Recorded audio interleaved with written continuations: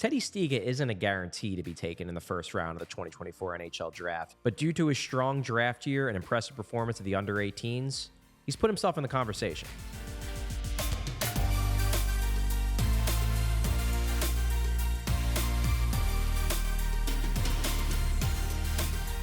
Now, going into the 2023-2024 season, Stiga was something of a draft class afterthought. He was a mere role player in the U.S. national team development program and was viewed maybe as a mid to late round sleeper type. Then his game took off. 79 points in 61 games with the program put him on the map. And then a strong performance for Team USA at the Under-18 World Championships in April and May. They've cemented his case as one of the draft's most intriguing sleepers. So let's get into Teddy Stiga's strengths. His number one strength, he just finds a way to make an impact on games. He's not the fastest player or the biggest player or the strongest player, but shift after shift after shift, when you watch his team play, you notice Teddy Stiga. He's a hyper-competitive player with an extremely high motor. He says he models his game after Brad Marchand, and frankly, when you watch him, you can see it. Stiga is everywhere on the ice, and he's constantly irritating the opposition.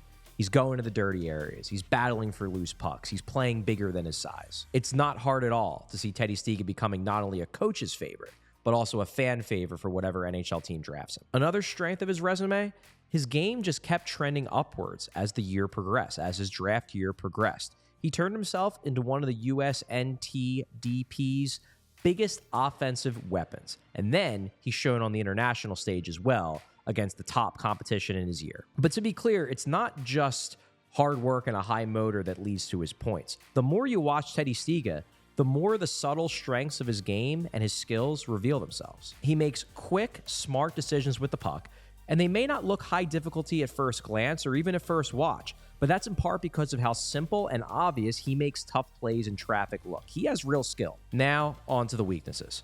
The big one is a classic weakness that NHL scouts just hate. They always harp on it, and for good reason. It leads to a lot of players busting. Teddy Stiga is a smallish player, and he's more of an adequate skater rather than truly plus. Scouts are terrified by that profile. Also, there's some reasonable concern that Stiga's draft year production was inflated a bit due to extended time alongside James Hagens, who is the projected number one overall pick right now for the 2025 NHL Draft. Now, it's not that Stiga spent all of his time alongside Hagens on his line. He spent time on other lines as well, and he played well when he was away from him, but it's almost certainly true that his production was inflated a little bit by playing alongside such a talented player. Finally, Stiga is far from a defensive stud at this stage of his progression. He can be overwhelmed along the boards, which isn't surprising given his lack of size, and he can mess up on breakouts too. Again, this is where the size and strength limitations really play out, given the fact that he's probably going to be a winger at the NHL level, and he can kind of get engulfed as he's trying to receive passes at the top of the zone along the boards. Now, to be clear, despite Stiga's surge up draft boards over the last couple months,